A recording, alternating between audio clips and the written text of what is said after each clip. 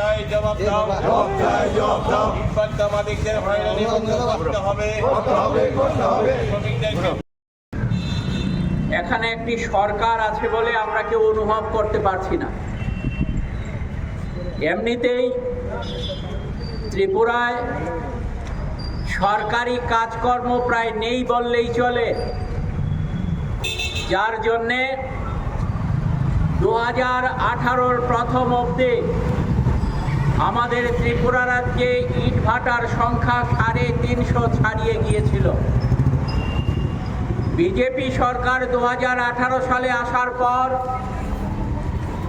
যেহেতু সরকারি স্তরে কাজ প্রায় নেই, উন্নয়নমূলক কাজ স্তব্ধ হয়ে গেছে, তার জন্যে শতাধিক ইটভাটা বন্ধ হয়ে গেছে গত 7-8 বছরে। তার উপর গোদের উপর বিষ ফোঁড়ার মতো যাও কিছু ইট ভাটা ধুকে ধুকে চলছে।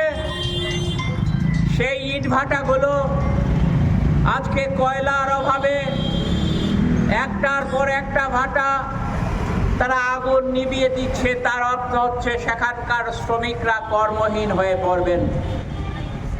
আমাদের ত্রিপুরা রাজ্যে এর আগেও কয়লার বিভিন্ন সময়ে সমস্যা দেখা দিয়েছে, কিন্তু কয়লার অভাবে কোনো ইট ভাটা 2018 সালের আগে বন্ধ হয়নি।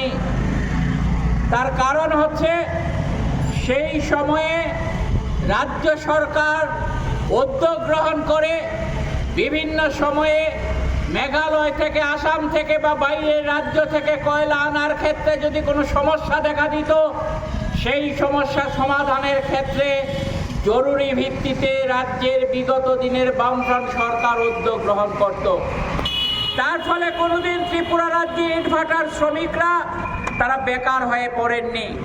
কিন্তু আজকে এমনই একটা অপদার্থ সরকার ত্রিপুরা রাজ্যে আছে, যারা প্রতিদিন বিজ্ঞাপন দেয় কাজ হচ্ছে বলে, সুশাসনের কথা বলে, অন্য আরো অনেক কিছু হচ্ছে বলে প্রতিদিন তাদের ফ্ল্যাক্স লাগাচ্ছে, প্রতিদিন তাদের ছবি বের করছে।